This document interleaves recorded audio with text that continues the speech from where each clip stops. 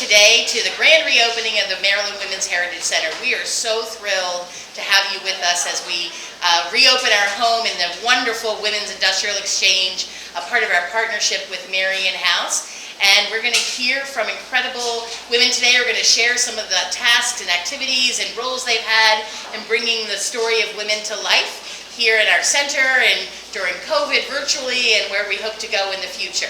So we're thrilled to have you with us, and we're ready for an exciting morning. Good afternoon, everyone. I'm thrilled to finally be here at our grand reopening at the Maryland Women's Heritage Center at 333 North Charles Street. And we have a lot of guests here today. It's their first time back. We were thrilled that Linda Shevitz is back with us today as one of the founders. But we also have some other volunteers that I'd like to thank that worked on special projects. And we have Jean Thompson, who was the coordinator of the Maryland Suffrage app. We have Christine Valerian, who worked on the Maryland Suffrage timeline. We had Dr. Pamela Young, who was the statewide coordinator for all the suffrage markers. And we have, what did I forget? Well, there's Kathy. And we have Kathy Santora, who works tirelessly behind the scene on our website and on a lot of the marketing materials for all our activities and programs. Funded, originally we were supposed to get 5. Well, because of Pam's diligence, we have 10. Yes.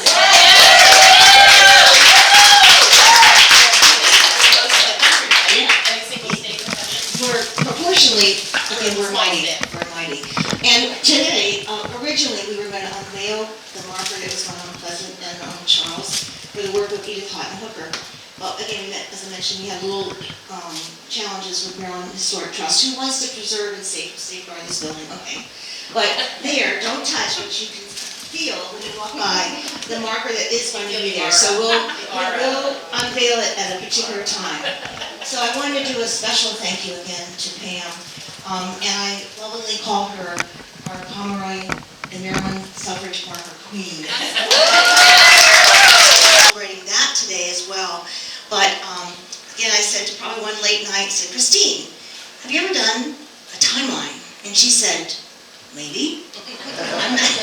So we're celebrating that, but I wanted to do a little Vanna White with Christine today, so we can talk about this fabulous. Thank you.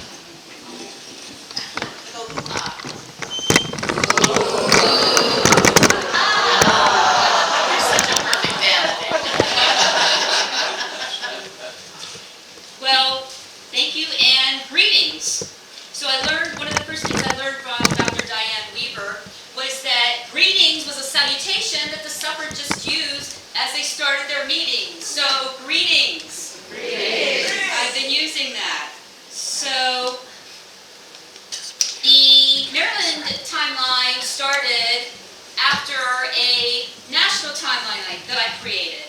Now, there's several timelines. I don't think I even need that. But, so there are many, many national suffrage timelines out there. They're all beautiful, they're all educational, they're very accurate, and they're all pretty much about the white suffrage movement.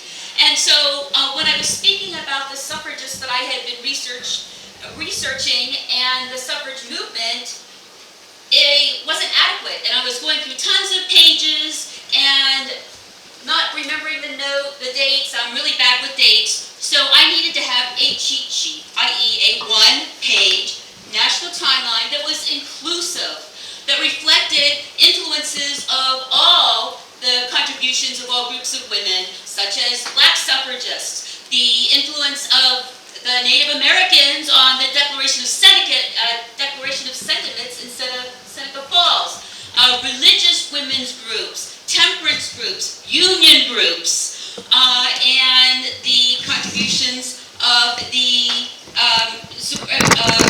suffrage endorsements of the National Association of Colored Women and the NAACP and so on and so forth. So because I can't remember dates and I needed a cheat sheet, I did the national timeline, and then of course I started a Maryland suffrage timeline because I was involved in many of the suffrage projects that the Maryland Women's Heritage Center was responsible for, and our efforts collided, and they gave me this opportunity to do something official and something that I think is really quite important. And so research database, and after doing some research, it was time to begin with the one-page visual summary.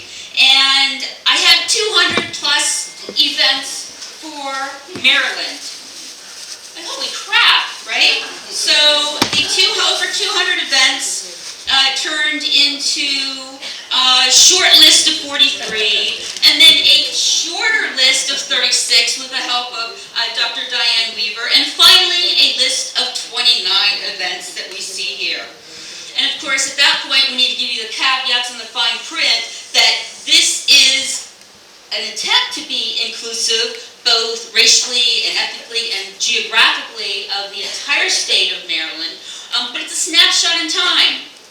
It is a start of a conversation about the suffrage movement in Maryland. It is not a summary. So with that in mind, I wanted to briefly mention some of the important events that didn't make a timeline, because you can see this in print and online. But there are many, many other important events that almost killed me not to include. For example, the very first suffragist in the United States is from our hometown state. Does anyone know who that might be? Margaret Brent. Yes, Margaret Brent in 1648 demanded the vote and the voice in St. Mary's County. And then a woman of the hour, Harriet Tubman. She was speaking in favor of women's suffrage as early as 1860 and as late as 1896. Again, speaking at the founding conference of the National Association of Colored Women. And something that's equally important, in 1867, the Maryland Equal Rights Society was established. This organization was the first suffrage organization in the state and one of the first suffrage organizations in the nation. It advocated for universal suffrage, not just women's suffrage. Its members were male, female, black, and white. And finally, in 1870, one of the first petitions submitted to the House asked for for the state laws to be amended to include the vote for women. It was signed by 150, including several black women and black men. This is ongoing, exciting research done by Jean Thompson. Yay! And again, some fair representation of the state of Maryland, but not inclusive of some other areas like the Howard County suffrage hike, where 161 members were signed in 1914, and in 1915, the suffrage caravan that covered 150 miles in Montgomery County were our Montgomery County girls. All right, here we go. And finally, my favorites, the brilliant publicity stunts and tactics that the suffragists used. I came across a reference to, this is all we have, to suffragists steering a suffrage boat near Annapolis in 1909. I'm like, wow, I want more on that. I have not been able to find anything, so I'm saying, hey, if you are interested in the research or if you have any leads, please let me know. Another fabulous stunt in 1915 was the Prairie Schooner Hold Up for ransom. What was the ransom? They demanded that 3 suffrage speeches now. And this is detailed by Amy Rosenkrantz on her blog. And last but not least, my favorite, a suffrage bomb. Let me repeat that. A suffrage bomb that exploded in Frederick and spewed out a Votes for Women banner.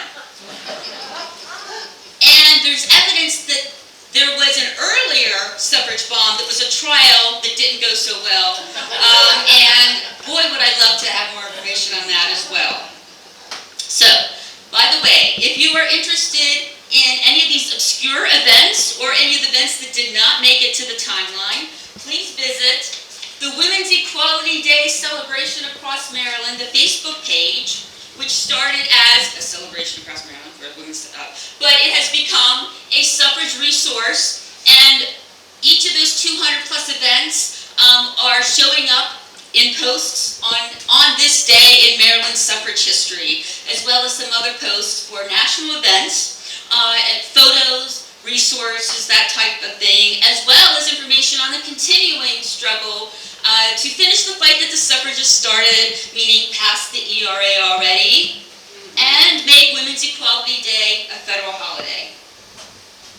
So, I'd like to end with some more thank yous, and that is to Jean Thompson, Amy Rosenkrantz, Liz Navarra, and Pam Young for vetting and adding to the database, and to Diane Weaver for helping to curate the timeline and shrink it down, and painfully even further down, and then to 29 events. And I'd like to thank you for being a lovely audience, and of course I must thank the suffragists of Maryland and in the United States that allowed me to be here today, and that on whose shoulders I stand. So I'd like to thank the suffragists, and speaking of standing on shoulders, I'm going to mention Lyndon Mahoney.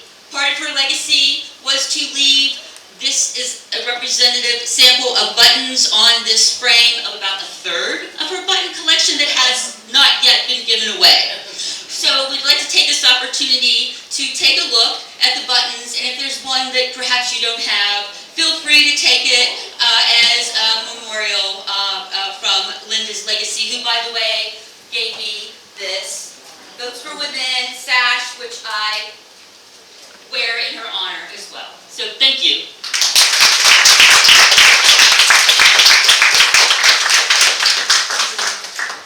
As you can tell, Christine loves this stuff.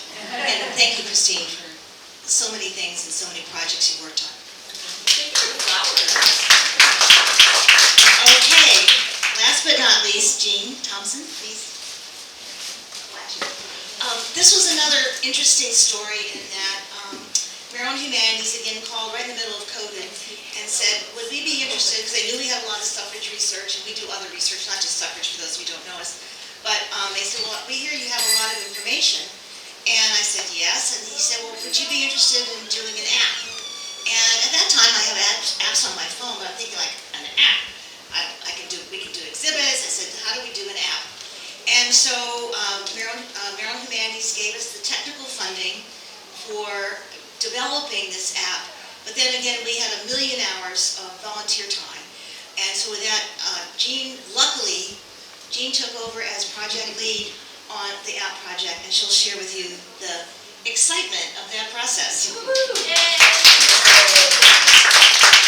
Thank you, Diana, and thank you all for being here, and it's an honor to announce today that valiant Maryland women, the fight for the vote, our first interactive virtual exhibit, is available free to you, to schools, to teachers, and you are the first to know today that it is available to download on your phone or on a tablet. You can, and I'll tell you how to get there, so pull out your phone so you can see. It's okay. I know usually when you're giving a speech you don't want to see people's phones, but I want you to pull out your phone, go to your app store, it can be the Apple Store or Google app. The keywords are women and the vote. If you search around for women in the vote, you will find valiant Maryland women. And don't open it now because it'll take you 5 minutes with the internet in here. Take it home and play with it. But I want you to, if you can go to the page for that, Women in the Vote by Time Looper Incorporated. That is the company that built it with us. And valiant Maryland women, you will see, and anybody, can you see it? Raise your hand if you can see it. Okay, so what you're looking at there is an artist's replica of an actual Votes for Women button that we found in the Enoch Pratt Library Special Collection. That collection, Women's Suffrage in Maryland, has items from the estate of the Baltimore suffragist Emma Maddox Funk, who was an early president of the Maryland Women's Suffrage Association. And we gave a picture of this button to an artist who created this. It works very much like a video game. You use your fingers to first take a picture of a surface like a tabletop with a floor. It will superimpose this button onto that surface on your phone or your tablet. Then you can use your fingers to make it so big that you feel like you're walking on it. And as you walk from star to star, you will see photographs, scenes from Maryland suffrage activity. You will see the homes of 2 of the black suffragists in West Baltimore. You will see the motorcade that left from Hyattsville carrying petitions down to Washington. You will see those images so close that you can feel like you're touching them. You're inside of it. It's like 3D.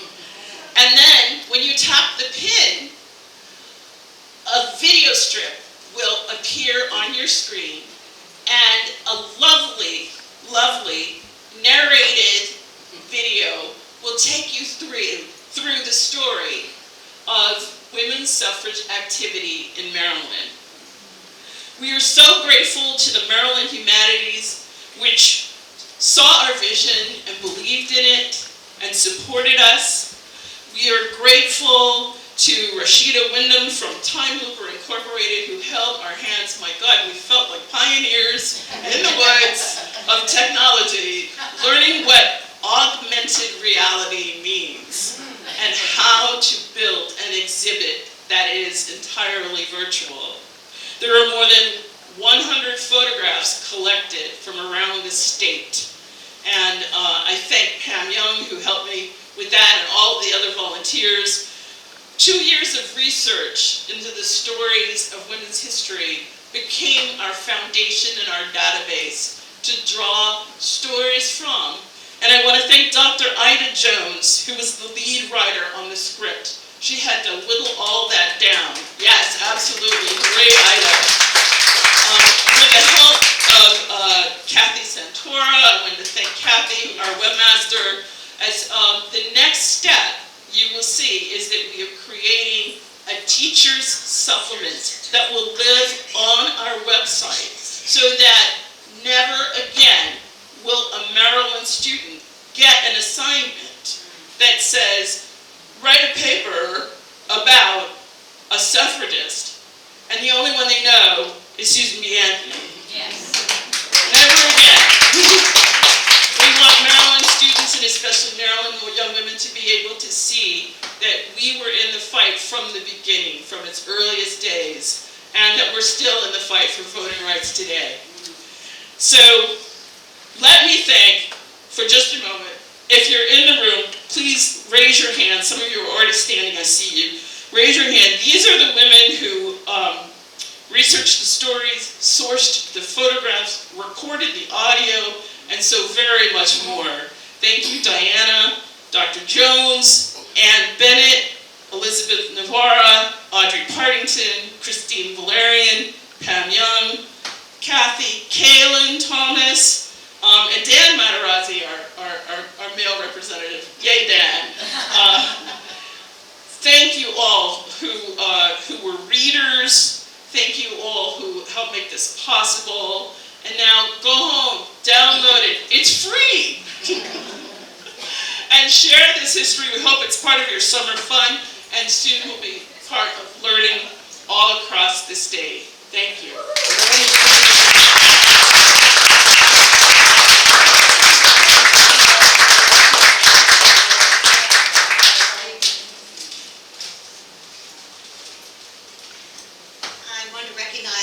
Volunteer Loretto Gubernatis, our videographer today. Thank you, Loretto. I'm sure she went through a lot probably to get here. I appreciate it so much. And I just want, as I'm moving on here, I just want to hope that you have a sense of the legacy that we provided, not with just the suffrage activities, but the people and the volunteers in this room are what the Women's Heritage Center is about. So, but we're on to our next theme. We're on, obviously the Marion House research and the Women's Industrial Exchange research, but we don't stop there. We're obviously in a role. We have a team of amazing historians and volunteers that, I know with Pam, she was sort of finished with the marker project, kind of. She said, what do I do next? I said, well, how about running this course?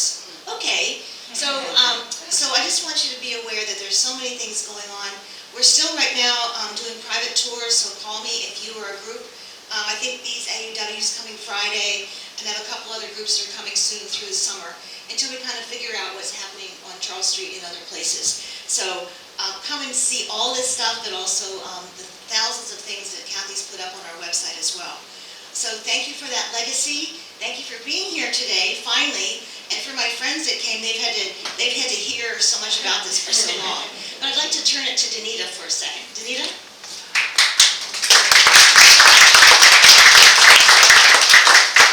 Good afternoon. This is a great crowd. I'm so glad to see so many people here today. I'm Danita Terry. I'm the Vice President of the Board of Directors for the Maryland Women Heritage Center. I've been heading up programming for the past 2 years. And Maria mentioned me a couple of times when she was making her remarks. I was introduced to the Maryland Women Heritage Center in a job that I had, and I was intrigued then, and I am so glad to be a part of the board now. And I'm so glad that Maria invited me to be a member of the board. So we're here today because, what's a party without gifts? So people have gotten their flowers, but now we're going to do a little gift giving. Maria has been on the board since 2018, and she's ending her tenure on the board this year. So we've heard a lot of things that have taken place, over the past couple of years, despite the pandemic and through the pandemic. And no organization, that has a board can do what it does without the courage and encouragement of its board leader. And I think that we can definitely say that that is true of Maria Darby. She has had a vision. I know personally that she's like a dog with a bone. Once she has something in her head that she sees or wants to see come through, she's going to do what she can to make that happen. So, at this time, we would like to say thank you, Maria, for your leadership, your courage, and your encouragement.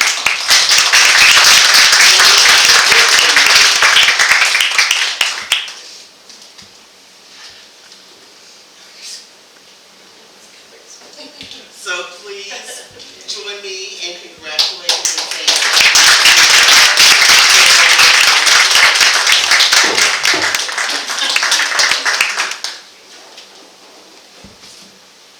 That's a surprise. I'm not good at surprises. I'm a very plain person, so thank you very much. It has really been an honor. I've been on the board 8 years. Francie was the president when I joined the board, and the last 4 years since 2018, when I became the president 4 years ago, whatever that was, it sort of feels like the right time because we were looking for a home, and then we found a home, and now we're opening our home. So it's always good to sort of have transition and to bring things full circle, and I'm really honored and truly blessed to have been leading this organization during such an exciting and challenging and interesting time. We all I learned so much more by the things that go wrong than the things that go right. So it's been really wonderful to see and work with so many women who said, oh, we got this, we'll figure out the next way around it. And particularly around the marker presentations that we've been doing around the state. It's been really a joy to be able to be in counties all around our state to sort of hear and see the excitement in their own communities about the work of women that for many of them, including some family members of those women, didn't know of the work that they did. And we were just in Frederick last week, and it was, I can believe they did a bomb that blew up the thing, because that group is very entertaining. They are committed, and this might have been the hottest day ever known to mankind.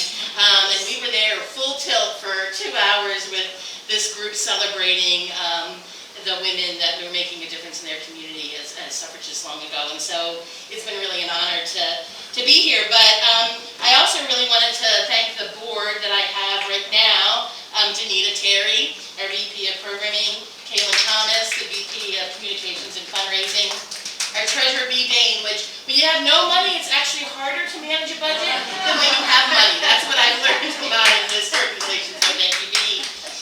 Kathy Santori, our Secretary of the board, and then other members of the board, Amy Rosenkrantz, Kate Cable-Stevenson, Linda Shevitz, Rachel McGatt, Pat Stockton, Ida Jones, who I don't think is here, and Jill, who was with us from Florida. So thank you, ladies, for all of your service. It's really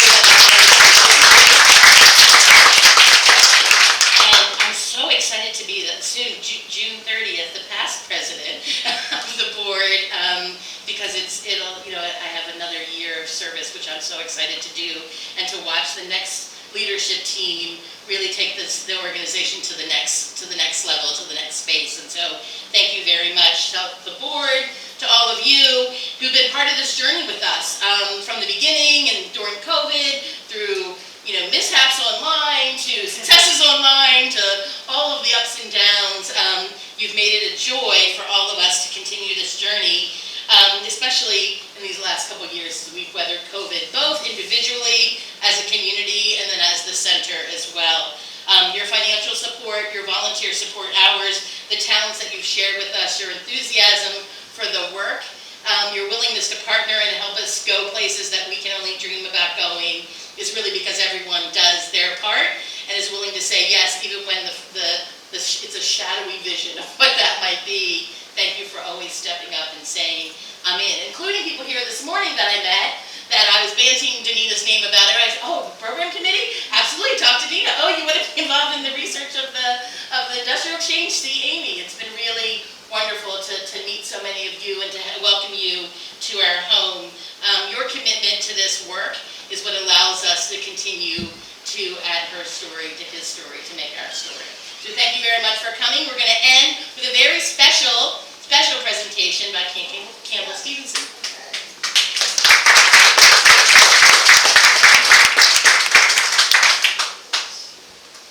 I'm so pleased to be able to share this song with you. It truly, it's called Standing on the Shoulders, and it was written by, a friend of mine, Joyce Rouse. And I always want to make sure I recognize her many incredible talents. We are standing on the shoulders of the ones who came before us. I am grateful for their courage. I am wiser for their words. I am lifted by their longing for a fair and brighter future. I am thankful for their vision, for their toiling on this earth. We are standing on the shoulders of the ones who came before us. They are saints and they are angels.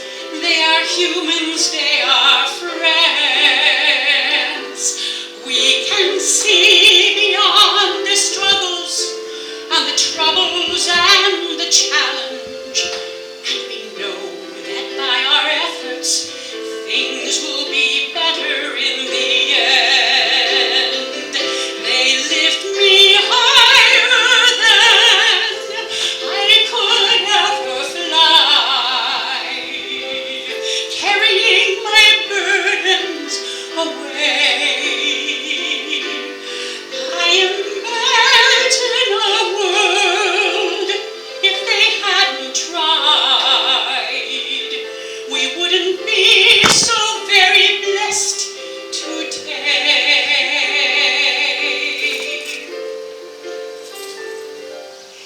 I am standing on the shoulders of the ones who came before me. I am honored by their passion for our dignity. I will stand a little taller. I will work a little longer, and my shoulders will be there to hold the ones who follow me.